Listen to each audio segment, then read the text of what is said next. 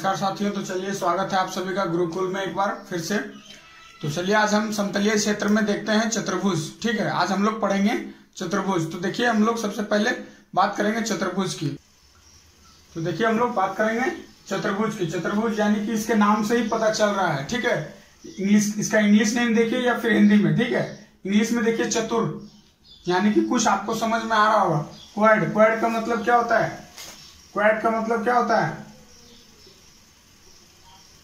ठीक है, तो चतुर्भुज की परिभाषा क्या हो जाएगी? इसके नाम से ही देखिए, इसके परिभाषा इसके नाम में ही है। चार भुजाओं से घिरी हुई।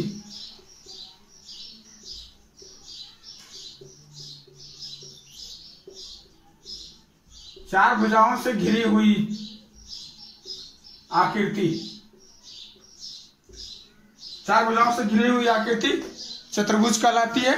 ठीक है, और हम लोग देखेंगे कि चतुर्भुज के प्रकार कौन कौन से हैं। तो हम लोग चलिए देखते हैं चतुर्भुज के प्रकार।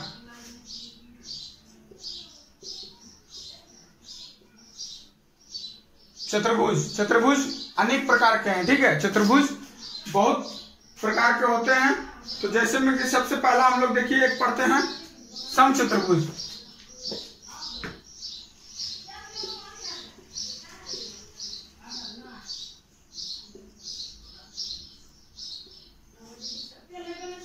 ठीक है, दूसरा देखिए हम लोग पढ़ते हैं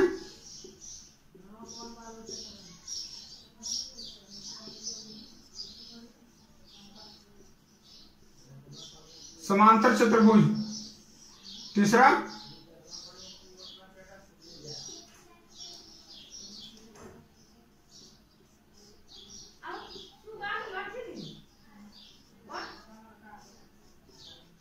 समलंब चतुर्भुज।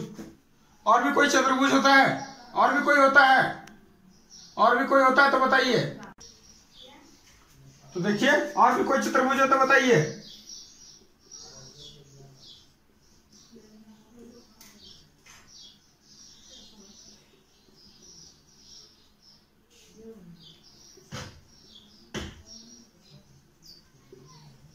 ठीक है, रोम्बस, समचतुर्भुज।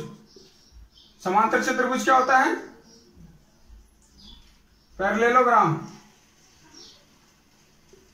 और समलंब चतुर्भुज क्या होता है? Trapezium. Rectangle is also a quadrilateral. Square और square is also a quadrilateral. Okay, तो हम लोग ये देखे चतुर्भुज के प्रकार हैं। ठीक है, तो हम लोग चलिए पढ़ते हैं एक एक करके सारे चतुर्भुज को। ठीक है, तो हम लोग पहले इसके कॉन्सेप्ट को समझ लेंगे, उसके बाद हम लोग इस पर इसके फॉर्मूले की बात करेंगे और फिर हम लोग इसके प्रश्न पे आएंगे। ठीक है, तो चलिए हम लोग सबसे पहले पढ़ते हैं समचतुर्भुज। तो देखिए समचतुर्भुज की क्या परिभाषा है? रोम्बस। ठीक है, रोम्बस की क्या परिभाषा है? वह चतुर्भुज, देखिए इसका नाम से ही पता चल रहा है। सम, सम मतलब आपको मैंने पहले ही बता दिया कि सम का मतलब बराबर होता है। तो समचतुर्भुज इसका नाम ही है समचतुर्भुज।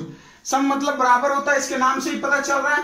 तो वह चतुर्भुज जिसकी प्रत्येक भुजा आपस में बराबर हो, ठीक हो, आपस में बराबर हो तथा सामने वाली भुजा के समानांतर होती है। ठीक है, सामने वाली भुजा के समानांतर होती है। समचतुर्भुज जिसकी प्रत्येक भुजा आपस में बराबर हो, इसका नाम ही है सम। ठीक है, तो सम का मतलब मैंने आपको पहले ही बता दिया कि सम का मतलब बराबर होता है। तो देखिए समचतुर्भुज की एक ये डायग्राम हम लोग बनाते हैं।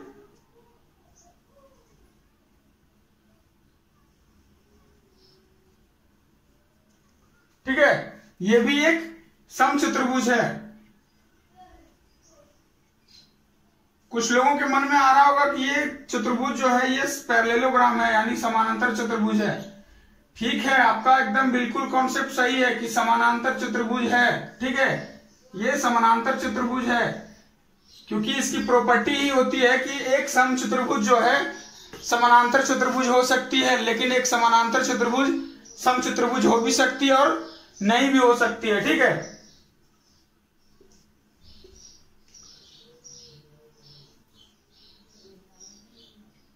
ठीक है, ये प्रत्येक भुजा आपस में क्या होगी? बराबर होगी। ठीक है, आप बहुत जगह ऐसे देखे होंगे।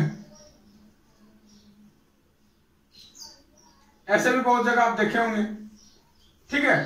तो ये भी हो सकता है। डायग्राम किधर से भी बने कोई दिक्कत नहीं हो, बशर्ते जो इसकी प्रॉपर्टी है, ठीक है, जो इसका गुण है वो होना चाहिए। तो समचतुर्भुज, ठीक है, समचतुर्भुज की क्या क्या प्रॉपर्टी है, गुण क्या क्या है कि इसके जो विकर्ण होते हैं, ठीक है, समचतुर्भुज के विकर्ण, समचतुर्भुज के विकर्ण कौन सा होता है, विकर्ण इसका कौन कौन सा है, एसी और बीडी, ठीक है। ये जो विकर्ण होते हैं ये आपस में एक दूसरे को क्या करते हैं, 90 डिग्री पर काटते हैं।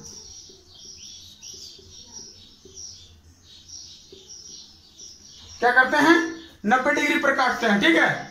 और प्रत्येक समचतुर्भुज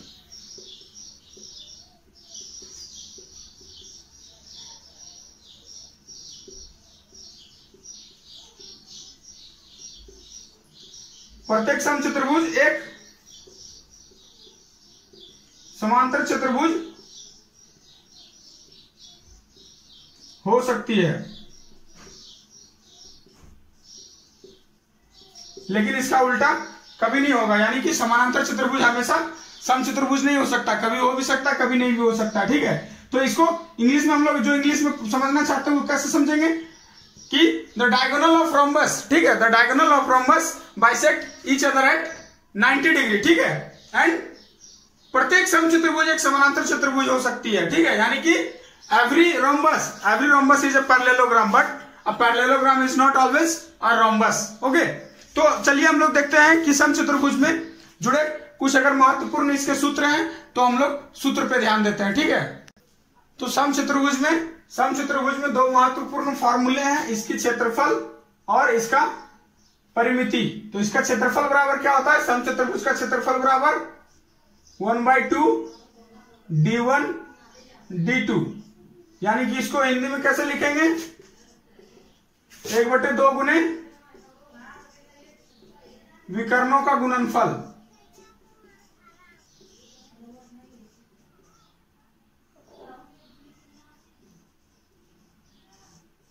और इसकी परिमिति क्या होता है, आपको मैंने पहले ही बताया था परिमिति कि सारे भुजाओं का योग ही परिमिति होता है। तो इसके चारों भुजा क्या है, इसका चारों भुजा क्या है, बराबर है। तो बराबर है तो भुजा प्लस भुजा प्लस भुजा प्लस 4 बार, तो एक बार हम ये लिख सकते हैं 4 गुने भुजा लिख सकते हैं ना। तो ये इसकी परिमिति है और ये इसका क्षेत्रफल है। तो चलिए हम लोग अगला देखते हैं, समानांतर चतुर्भुज, ठीक है, समानांतर।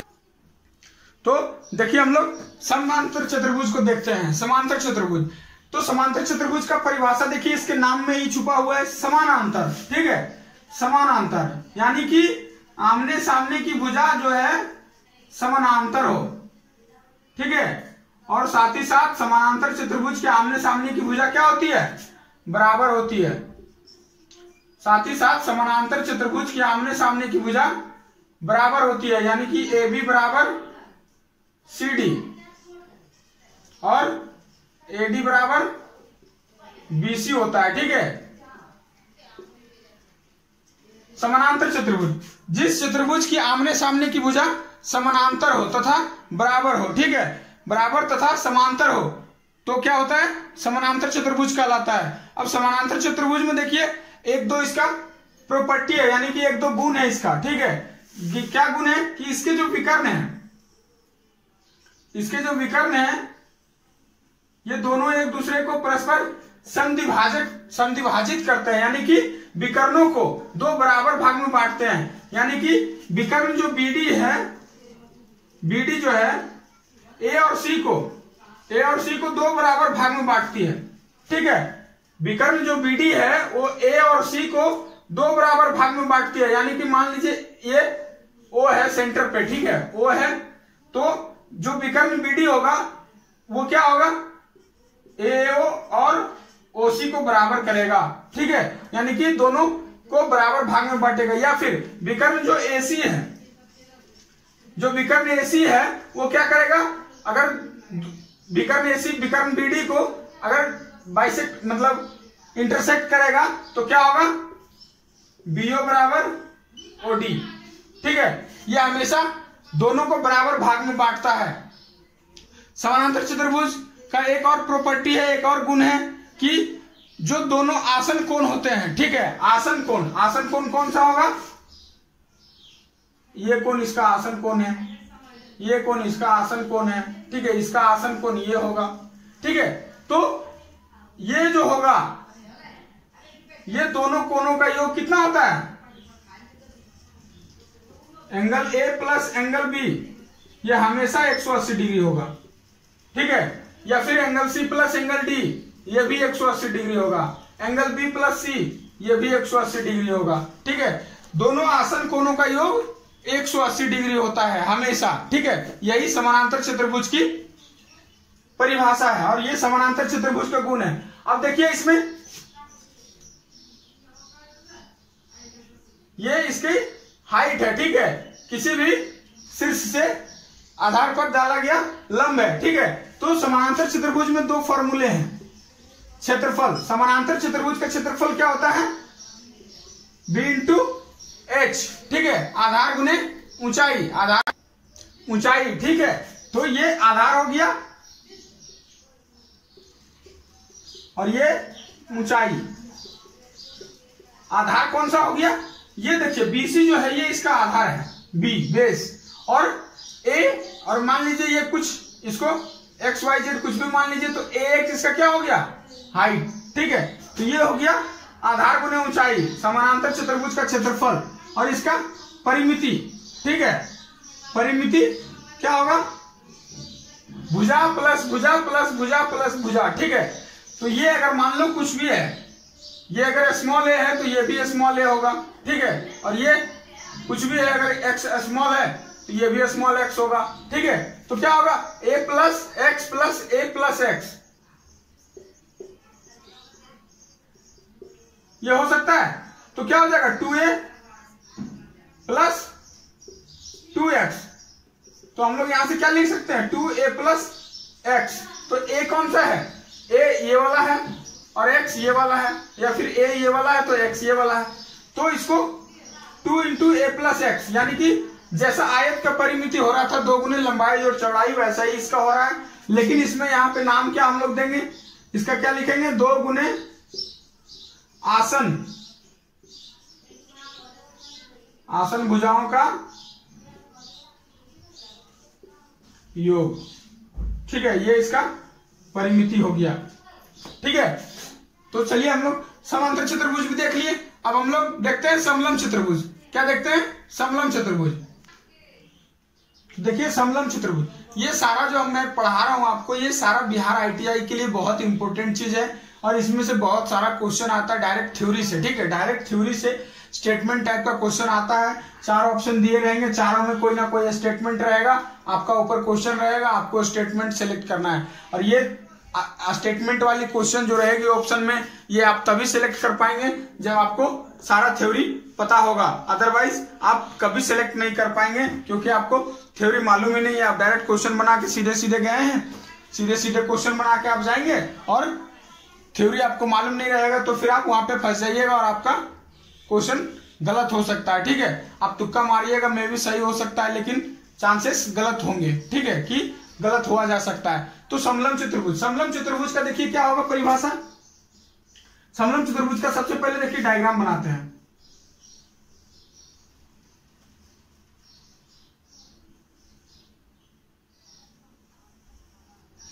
ये एक समलंब चतुर्भुज है, ठीक है। ABCD एक समलंब चतुर्भुज है। तो इसमें देखिए यहां से क्या क्या आपको कुछ दिख रहा है समानांतर, ठीक है। तो क्या है? AD जो है पैरेलल है BC का, ठीक है। तो यही परिभाषा है समलंब चतुर्भुज का, कि वह चतुर्भुज जिसमें भुजा का एक जोड़ा, ठीक है, जिसमें भुजा का एक जोड़ा समांतर हो, भुजा का एक जोड़ा समांतर हो, समलंब चतुर्भुज कहलाता है, ठीक है। तो चलिए हम लोग इसमें भी इसके क्षेत्रफल और परिमिति के जो फार्मूले हैं हम लोग देख लेते हैं, उसके बाद हम लोग सीधे क्वेश्चन पे चलेंगे। ठीक है, इस समलंब चतुर्भुज में देखिए, ठीक है, इस समलंब चतुर्भुज में देखिए किसी भी शीर्ष से आधार पर डाला गया लंब, ठीक है, ये इसकी क्या होती है, ऊंचाई होगी। ठीक है, तो ये क्या हो जाएगा, मान लीजिए ये ओ है, ये ओ है। ठीक है, तो समलंब चतुर्भुज का क्षेत्रफल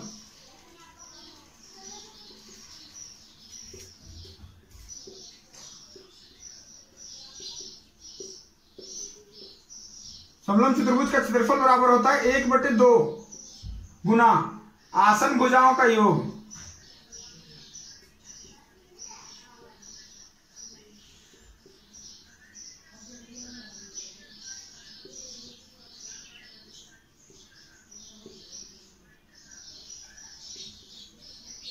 और गुने ऊंचाई। ठीक है, आसन भुजाओं का योग गुने ऊंचाई।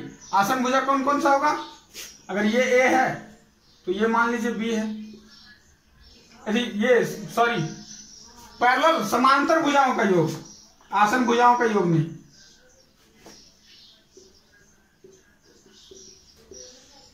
समांतर भुजाओं का योग ये। ठीक है, यानी कि 1/2 a + b × h।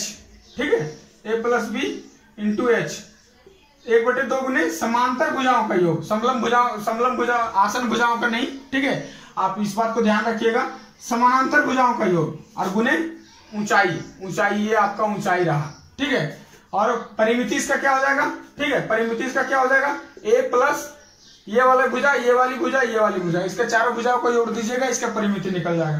तो चलिए हम लोग एक और चीज देख लेते हैं, आयत और वर्ग। आयत और वर्ग भी चतुर्भुज ही होता है। आयत और वर्ग मैंने आपको पहले पढ़ा चुका हूं। ठीक है, तो आयत और वर्ग में कोई कंफ्यूजन है नहीं। ठीक है, तो चलिए हम लोग सीधे क्वेश्चन पे चलते हैं। तो देखिए आपके बोर्ड पे ये रहा पहला क्वेश्चन। तो देखिए पहला क्वेश्चन आपके बोर्ड पे, उस समांतर चतुर्भुज का क्षेत्रफल क्या होगा। ठीक है, उस समांतर चतुर्भुज का क्षेत्रफल क्या होगा जिसका आधार 7.5 सेंटीमीटर है। ठीक है, और सम्मुख भुजा के आधार पर लंब 3 सेंटीमीटर है। तो समांतर चतुर्भुज का क्षेत्रफल अभी हम लोग पढ़े थे, समांतर चतुर्भुज का क्षेत्रफल क्या होता है, आधार गुने ऊंचाई। ठीक है, तो आधार हमारा क्या है, दिया हुआ है, आधार दिया हुआ है, और ऊंचाई हमें क्या दिया हुआ है, हमें लंब दिया हुआ है। देखिए समानांतर चतुर्भुज, ठीक है, ये आधार आपको 7.5 दिया हुआ है, और ये क्या है, सम्मुख भुजा पे डाला हुआ लंब है, ये लंब। ठीक है, तो यही तो हमारा हाइट है, यही तो हमारा ऊंचाई है। तो ऊंचाई हमारा कितना हो गया, 3 सेंटीमीटर। तो ये क्या हो गया, 7.5 × 3 22.5 सेंटीमीटर स्क्वायर, यही इसका आंसर होगा। ठीक है, तो ये आप देख लिए। तो चलिए हम लोग देखते हैं एक स्टेटमेंट टाइप का क्वेश्चन। ठीक है, जो ऑप्शन में सीधे सीधे स्टेटमेंट से पूछा हुआ है। तो देखिए किस तरह का क्वेश्चन स्टेटमेंट से पूछा हुआ है आपके बोर्ड पे।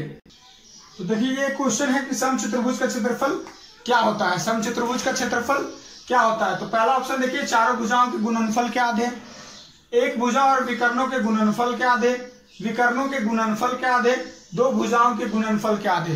तो अभी हमने आपको बताया था समचतुर्भुज का क्षेत्रफल। समचतुर्भुज का क्षेत्रफल क्या बताया था आपको, 1/2 d1 d2 d1 × d2। ठीक है, तो ये क्या है, विकर्णों के गुणनफल का ही तो हाफ है, तो विकर्णों के गुणनफल का आधा।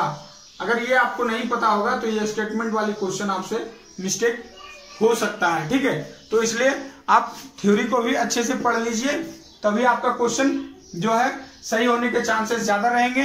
ठीक है, एक और क्वेश्चन हम लोग स्टेटमेंट वाला देखते हैं, उसके बाद हम लोग फिर न्यूमेरिकल क्वेश्चन पे चलेंगे। देखिए एक और स्टेटमेंट टाइप का क्वेश्चन है।